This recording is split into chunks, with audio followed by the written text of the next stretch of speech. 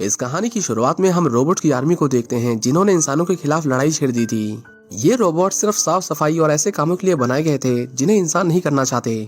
लेकिन फिर उन्होंने खुद सोचना सीख लिया और फैसला किया कि अब इंसान उनके भविष्य का फैसला नहीं करेंगे। दोनों के बीच लगातार 2 सालों तक लड़ाई चलती रही जिसमें हजारों जाने गईं। वो बेचारे थक जाते थे पर रोबोट्स नहीं, इसलिए इस लड़ाई में उन्हीं की जीत हो रही थी। लेकिन तभी एक जीनियस साइंटिस्ट ईथन स्केट ने कुछ ऐसा बना डाला जिसने पूरा गेम ही पलट दिया। उसने एक ऐसा डिवाइस तैयार किया जिसमें इंसान रोबोट्स को मैनुअली कंट्रोल कर सकते थे। फिर क्या था, इंसानों ने अपनी खुद की ह्यूमन बॉट आर्मी खड़ी कर दी। अब सोल्जर्स को अपनी जान जोखिम में डालने की जरूरत नहीं थी, वे घर बैठे ही उनसे लड़ सकते थे। इसके बाद रोबोट्स की हार शुरू हो गई। उनके लीडर को भी जल्दी समझ आ गया कि अब इस जंग को जीतना नामुमकिन है। आखिरकार उसने इंसानों के साथ समझौता कर लिया। तय हुआ कि सारे रोबोट्स इंसानी बस्तियों से कोसों दूर रेगिस्तान में रहेंगे। 6000 से भी ज्यादा रोबोट्स को बंजर रेगिस्तान में एक हाई सिक्योरिटी जेल में कैद कर दिया गया, जहां से निकलना नामुमकिन था। इंसानों ने रोबोट्स पर पूरी तरह बैन लगा दिया। अगर कोई रोबोट्स को छुपा कर रखता पकड़ा गया तो उसे देशद्रोही माना जाता। लड़ाई खत्म होने के बाद ईथन के न्यूरोकास्टर्स भी किसी काम के नहीं थे। कंपनी की सेल्स गिरने लगी, जिसके बाद उसने उन्हें फिर से मार्केट में लॉन्च किया।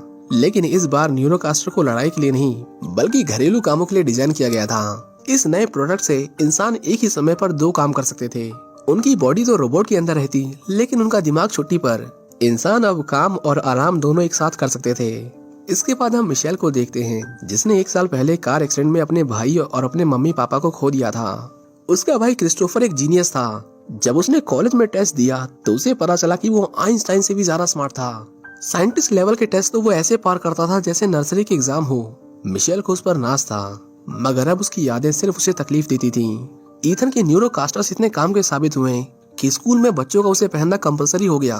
मिशेल सबसे अलग लड़की थी। उसे किताबों से प्यार था, न कि ऐसी दुनिया से जहाँ लोग हर वक्त सिर पर हेलमेट पहनकर रखते हैं। इस बदलती दुनिया में अपने परिवार के बिना वो अकेला महसूस करती थी। उसका फोस्टर डैड भी हर वक्त सोफे पर पड़ा रहता था। एक रात जब मिशेल अपने घर में थी तभी बाहर से आने वाली आवाज ने उसका ध्यान खींच लिया। मिशेल देखती है कि एक नींबू के सर वाला रोबोट उसके घर में घुसने की कोशिश कर रहा था। मिशेल मदद के लिए चिल्लाई पर टेड बहरा हो चुका था। वो रोबोट कुछ बताने की कोशिश कर रहा था पर उसका स्पीकर खराब हो गया था।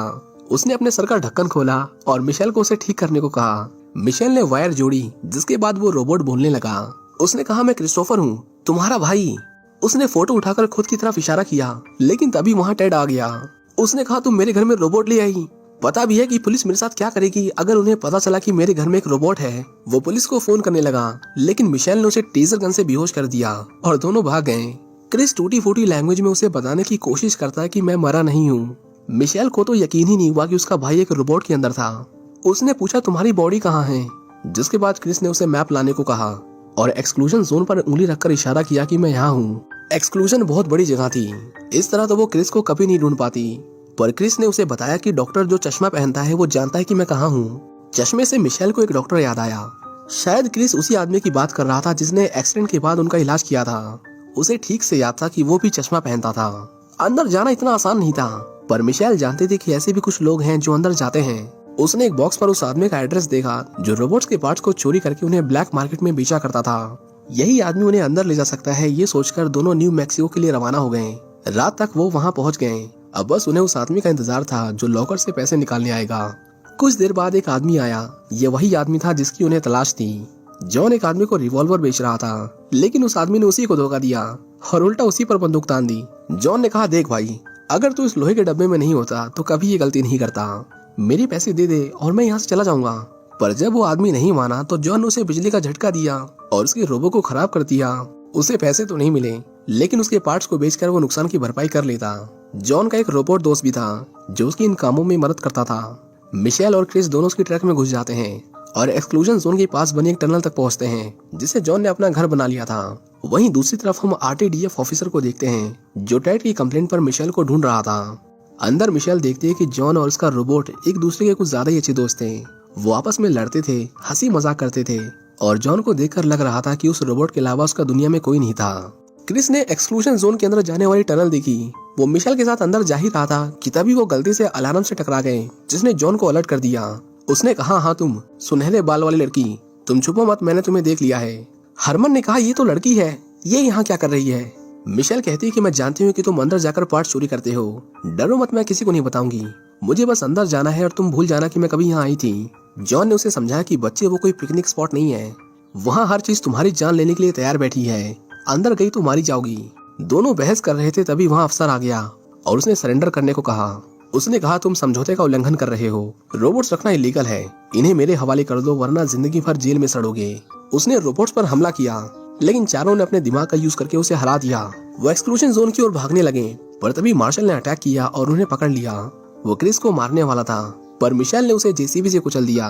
चारों किसी तरह अंदर तो आ गए पर उनकी टनल टूट गई और बाहर जाने का रास्ता बंद हो गया। जॉन गुस्से में मिशेल के ऊपर चिल्लाने लगा। उसने कहा तुम्हें पता भी है कि तुमने क्या किया है? जरा देखो इस जगह को, अगले 10 साल तक भी चलते रहे तब भी दूसरी टनल तक नहीं पहुंच पाएंगे। वो बच्चों की तरह रोने लगा पर हरमन ने उससे कहा कि रो मत यार, एक ना एक दिन तो हम पकड़े ही जाते। अब जब पकड़े ही गए हैं तो इस लड़की को फॉलो करते हैं, ये अंदर आ सकती है तो इसके पास बाहर निकलने का प्लान तो होगा ही ना। वहाँ उनका एक दूसरा गराज भी था जिसमें जॉन चोरी का माल छुपा कर रखता था। उसके पास एक बड़ा मैकेनिकल रोबो भी था पर दिक्कत ये थी कि उसमें सिर्फ एक आदमी के बैठने की जगह थी। हरमन उन्हें अकेला नहीं छोड़ना चाहता था, जिसके बाद उसने सभी को वैन में बैठाया और उसे कंधे पर उठाकर आगे बढ़ने लगा। जॉन कहता है सही है, तुम्हारे पेरेंट्स मर गए, कम से कम उन्होंने तुम्हें निराश तो नहीं किया। मिशेल सोचने लगी कि यह आदमी किसी के माँ बाप के बारे में ऐसा सोच भी कैसे सकता है। उसने कहा तुम शुरू से ही इतने घटिया थे या बाद में बने? जिसका जॉन ने जवाब दिया देखो यार, सब तुम्हें दुख देते हैं, मेरा फंडा सिंपल है, पैसे कमाओ और भागो। मिशेल ने पूछा तुम तो सोल्जर थे ना, तुम्हें तो रोबोट्स को मारने के लिए ट्रेन किया गया था, तो तुम दोनों दोस्त कैसे बने? जॉन ने उसे बताया कि लड़ाई के बीच में मुझे बहुत चोट लगी थी, सबने मुझे मारने के लिए घेर लिया, मुझे लगा कि ये मेरा आखिरी दिन है, पर तभी एक कंस्ट्रक्शन रोबोट ने मुझे उठाया और वहाँ से दूर ले गया। जब लड़ाई खत्म हुई तो आरटीडीएफ ने हमें ढूंढ लिया। मैंने उन्हें बताया कि ये बहुत अच्छा रोबोट है, इसे कुछ मत करना, लेकिन उन्होंने हमें मारने की कोशिश की। हरमन ने उस दिन भी मेरी जान बचाई और तब से हम दोनों भाग ही रहे हैं। वहीं दूसरी ओर हम ईथन को देखते हैं जो अपनी माँ से बात कर रहा था, पर तभी एक ग्लिच आता है और पता चलता है कि ये तो उसकी मॉम का डिजिटल वर्जन था। ईथन ने साइंटिस्ट से पूछा बार बार ये एरर क्यों आ रहा है, मेरा अगला प्रोडक्ट परफेक्ट होना चाहिए, नहीं तो मेरी कंपनी बंद हो जाएगी। साइंटिस्ट बताते हैं कि क्रिस्टोफर जा चुका है, मतलब उसके दिमाग का दूसरा हिस्सा कहीं और है, इसलिए हम सभी चीजों को एक साथ सिंक नहीं कर पा रहे हैं। पता चलता है कि ईथन के सारे प्रोडक्ट्स का डेटा सेंटर क्रिस्टोफर का दिमाग था और उसी की वजह से ये काम कर रहे थे। ईथन ने मार्शल से कांटेक्ट किया और उसे कहा कि अपना न्यूरोकास्टर पहनो। उसे पहनते ही मार्शल एक वर्चुअल रियलिटी में पहुंच गया। ईथन ने कहा जिसे तुम ढूंढ रहे हो वो मुझे भी चाहिए, बदले में जो चाहो वो मिलेगा, पर उसकी शर्त थी कि तुम उस रोबोट को मारोगे नहीं। मार्शल काम के लिए तैयार हो जाता है और अपने रोबोट को एक्टिवेट करके टनल से बाहर निकलता है। वहीं एक्सक्लूजन जोन में वो चारों चश्मे वाले डॉक्टर को ढूंढ रहे थे। जॉन को वहाँ एक बस्ती दिखाई देती है, लगता है उस जगह पर स्कैवेंजर्स ने हमला नहीं किया था। वो सोच ही रहा था कि अंदर कैसे घुसा जाए, पर तभी एक बड़ा सा फ्रिज उड़ता हुआ उसकी वैन को जोर से टक्कर मारता है। रोबोट्स की टोली ने उन पर हमला कर दिया था। वो एक से बढ़कर एक भारी भरकम चीजों की बारिश कर देते हैं और उन्हें पकड़ लिया जाता है। जब उन्हें अंदर लाया गया तो जॉन ने देखा कि वहाँ ढेर सारे रोबोट्स थे और वो भी अच्छे रोबोट्स जो हमला नहीं करते। मिस्टर पीनट जो रोबोट्स का लीडर था कहता है कि तुमने समझौते का उल्लंघन किया है, तुम्हारा यहाँ होना इंसानों को एक वजह देगा मेरी इस छोटी सी दुनिया को उजाड़ने का। ज्यादा से ज्यादा मैं तुम्हें 10 मील दूर रेगिस्तान में छोड़ सकता हूँ, वहाँ से तुम कहीं भी जाना, लेकिन यहाँ वापस मत आना। पर वो अपने भाई के बिना वहाँ से नहीं जाना चाहती थी। मिशेल ने कहा हम एक डॉक्टर को ढूंढ रहे हैं, उसने मेरे भाई को किडनैप किया है। वो सोच में पड़ गया कि वो डॉक्टर भला बच्चे क्यों किडनैप करेगा, पर उसने बताया कि हाँ तुमसे पहले यहाँ एक डॉक्टर था, लेकिन मैंने उसे निकाल दिया। जॉन मिशेल को समझाता है कि वो डॉक्टर अगर यहाँ नहीं है तो वो अब तक मर चुका होगा, ये जगह सही नहीं है, हमें यहाँ से जाना होगा। मिशेल ने सारी उम्मीदें खो दी थी, पर उसी रात एक रोबोट उसके पास आती है और उसे एक लेटर देते हुए कहा कि डॉक्टर क्लार्क ने जाने से पहले मुझे कहा था कि अगर क्रिस्टोफर नाम का यहाँ कोई आए तो ये उसे दे देना। उस लेटर में उसका एड्रेस था, लेकिन प्रॉब्लम ये थी कि वो स्कैप्स के इलाके में था। मिस्टर पीनट उनकी बातें सुन लेता है। वो कहता है कि वो जगह खतरनाक है, वहाँ जाना ठीक नहीं, लेकिन मिशेल अपने भाई के बिना कहीं नहीं जाने वाली थी। उसकी जिद के सामने आखिर में उसे हार माननी पड़ी और उन्होंने फैसला किया कि वो एक साथ उस इलाके में जाएंगे। लेकिन उन्हें नहीं पता था कि मार्शल उनका पीछा कर रहा था। स्कैप्स के इलाके में पहुंचते ही उन्होंने उन पर अटैक कर दिया। मिशेल ने कहा दरवाजा खोलो, लेकिन अंदर से कोई जवाब नहीं आया। धीरे धीरे वो और करीब आ रहे थे, पर तभी तेज म्यूजिक बजने लगा जिससे रोबोट्स डरकर भाग गए। वो सभी धड़ाम से नीचे गिरे, जहाँ डॉक्टर क्लार्क हथियार लिए उनका स्वागत करता है। वो पूछता है तुम लोग कौन हो, लेकिन तभी क्रिस ने उसका वो लेटर दिखाया और कहा डॉक्टर मैं क्रिस हूँ। मिशेल क्लार्क पर बहुत गुस्सा थी। उसने पूछा तुमने मेरे भाई को कहाँ रखा है। डॉक्टर कुछ बताने को तैयार नहीं था, लेकिन जब जॉन ने उसे जोर का घूंसा मारा तो वो फटाफट सब उगलने लगा। उसने कहा हमारे लोग मर रहे थे, ईथन ने न्यूरोकास्टर तो बना लिया, लेकिन उससे इतनी बड़ी आर्मी खड़ी करने के लिए उन्हें बेहिसाब कंप्यूटिंग पावर की जरूरत थी। इतना बड़ा और कॉम्प्लेक्स सिस्टम ना इंसान ने बनाया था और ना अगले 100 सालों तक बना पाता। तब तक तो रोबोट्स इंसानों को धरती से खत्म कर देते। लेकिन तभी हमें तुम्हारे भाई के बारे में पता चला। एक्सीडेंट के बाद वो कोमा में चला गया था। जब मैंने उसके ब्रेन को स्कैन किया तो हमें जो मिला वो किसी वरदान से कम नहीं था। उसके ब्रेन में अनलिमिटेड कंप्यूटेशन पावर थी। ईथन ने उसे कंप्यूटर की तरह इस्तेमाल करने का सोचा, जो लाखों न्यूरोकास्टर्स को ड्रोन, रोबोट्स और उन सभी से जोड़ सके जो उसकी कंपनी बनाती थी। उसकी बदौलत हमने लड़ाई जीती। लेकिन इंसानों और रोबोट्स के बीच शांति समझौता होने के बाद भी ईथन नहीं रुका। सब कुछ ऐसा ही चलता रहा। लेकिन एक दिन क्रिस कोमा से बाहर आ गया। मैंने ईथन को समझाने की कोशिश की कि अब हमें इस बच्चे को जाने देना चाहिए, लेकिन ईथन लालची बन गया था। इससे उसकी कंपनी बर्बाद हो जाती, इसलिए उसने मुझे मारने की कोशिश की। मैं किसी तरह वहाँ से बच निकला, लेकिन जाने से पहले मैंने क्रिस और बाहर के नेटवर्क के बीच एक छोटा सा कनेक्शन जोड़ा। उसी की बदौलत आज क्रिस तुमसे बात कर पा रहा है, लेकिन उसका शरीर ईथन की लैब में है। मिशेल ने कहा मुझे क्रिस के पास ले चलो, लेकिन तभी दरवाजे पर एक मेहमान ने घंटी बजाई। मार्शल ने उन्हें ढूंढ लिया था। वो उन पर हमला कर देता है और सभी अपनी जान बचाने के लिए भागने लगते हैं। मार्शल कहता है कि तुम रोबोट्स कभी नहीं सुधरने वाले। उसने मिस्टर पीनट को पकड़ा और उसके सिर को तोड़ दिया। डॉक्टर क्लार्क उन्हें बचाने के लिए मार्शल के सामने खड़ा हो गया। वो जानता था कि वो कितना भी बेरहम हो, लेकिन वो इंसानों को नहीं मारता। पर तभी ईथन ने गोली चलाई और क्लार्क को मार डाला। अपने फायदे के लिए उसका इंसानों को मारना मार्शल को बिल्कुल पसंद नहीं आया। लेकिन ईथन ने कहा जो कोई भी रूल्स तोड़ेगा उसका यही हाल होगा, फिर चाहे वो इंसान हो या रोबोट्स। उन्होंने क्रिस को पकड़ लिया और जिसने भी उसे बचाने की कोशिश की सब मारे गए। लेकिन तभी मार्शल का ज़मीर जाग गया। उसने इंसानों को बचाया और मिशेल को कहा घर जाओ बेटी, अब तुम्हारा यहाँ कुछ नहीं बचा। क्रिस को एक्सक्लूजन जोन से बाहर लाया गया। ईथन उसे वापस पाकर बहुत खुश था। उसने जल्दी से क्रिस के ब्रेन और उसकी बॉडी को आपस में जोड़ दिया, जिससे न्यूरोकास्टर में आने वाली प्रॉब्लम्स अपने आप ठीक हो गईं। मार्शल ने कहा तुमने मुझे बताया नहीं कि इस रोबोट में एक इंसान है। तुमने जो किया वो गलत है, तुम हथियारे हो। लेकिन ईथन ने कहा क्या फर्क पड़ता है, अगर मैं ना होता तो ना जाने कितनी जानी जाती।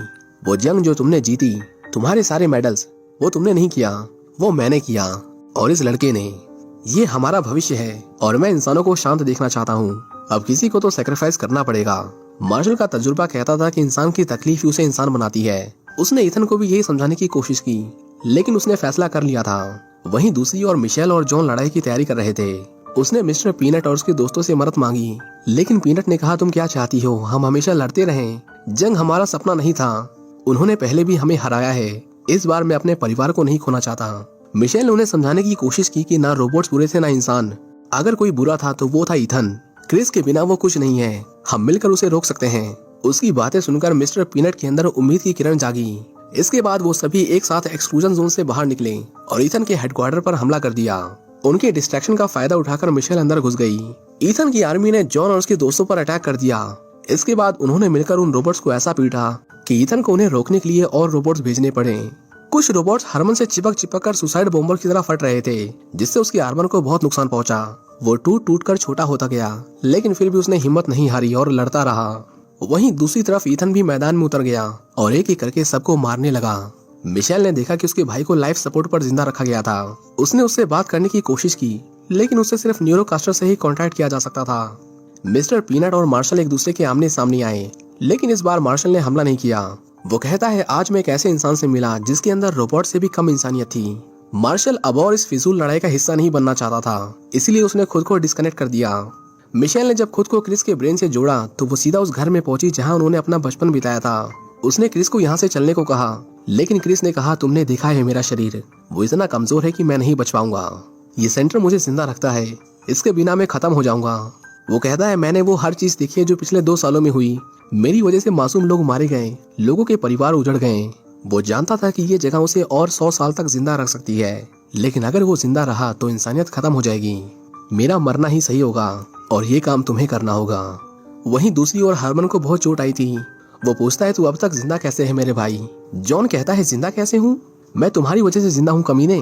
हरमन स्विच ऑफ होने से पहले कहता है बस यही बात कभी मत भूलना। मिशेल को आवाज आती है जल्दी करो मिशेल, हमारे पास टाइम बहुत कम है। जिसके बाद मिशेल क्रिस को गुड बाय कहती है और अपना न्यूरोकास्टर उतार देती है। उसने दिल पर पत्थर रखकर क्रिस का लाइफ सपोर्ट सिस्टम बंद कर दिया। उसके जाते ही पूरा न्यूरल नेटवर्क कोलैप्स कर गया। कनेक्शन टूटते ही सारे रोबोट्स खराब हो गए। दुनिया भर के न्यूरोकास्टर्स ने काम करना बंद कर दिया। लोग अपने अपने घरों से बाहर आए और उन्होंने महसूस किया कि उनके बगैर दुनिया कितनी सुंदर थी। वहीं दूसरी ओर जॉन हरमन के पास बैठकर बच्चों की तरह रो रहा था। जॉन ने कहा तू मुझे हंसाया करता था, तेरे बिना मैं क्या करूंगा, अकेले मैं फिर से वही कमीने वाली जिंदगी जीऊंगा। तभी हरमन बाहर निकलता है और कहता है बस कर, कितना रोएगा। जॉन उसे वापस पाकर खुशी के मारे झूम उठा, पर तभी उसे याद आया कि उसने तो कहा था कि वो नहीं बचेगा। हरमन कहता है अरे ये कब कहा मैंने कहा था इस 8 इंच के मॉडल में आने के लिए मुझे स्विच ऑफ होना होगा। अब तुम ही इमोशनल होकर सब सच उगल रहे थे तो इसमें मेरी क्या गलती। क्रिस के जाने के बाद दुनिया भर में खलबली मची हुई थी। सारी फ्लाइट्स कैंसिल हो गईं, स्टॉक मार्केट क्रैश कर गया, सड़कों पर इतने भयानक ट्रैफिक लगे कि सब कुछ रुक गया।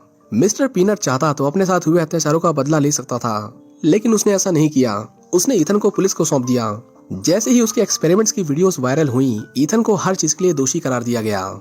यहाँ तक कि रोबोट्स के साथ लड़ाई में भी उसी का हाथ था। पूरी दुनिया जानना चाहती थी कि वो बहादुर लड़की कौन थी जिसने ईथन का सच सबके सामने लाया। जॉन के कहने पर मिशेल कैमरे के सामने आई और उसने इस नई दुनिया के लिए एक मैसेज रिकॉर्ड किया। आखिर में हम उस रोबोट को देखते हैं जिसमें क्रिस ने अपने ब्रेन को अपलोड किया था। सबने उसे मरा हुआ समझकर कचरे में फेंक दिया, लेकिन वो मरा नहीं था।